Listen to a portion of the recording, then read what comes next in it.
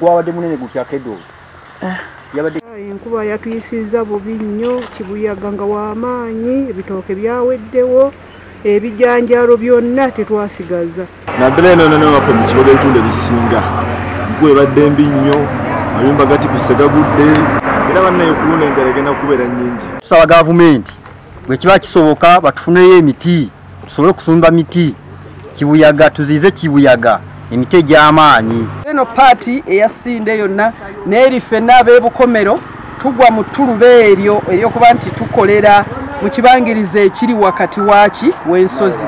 Payini ayitamu nnyo empewo, payini takwata bulungi mpewo. Kakati ebibira ebyabanga wano ebigundiivu byaggyibwawo ne tugenda ku payini. So payini ayitamu empewo nejja ate bw'ejja muno eba tefuluma.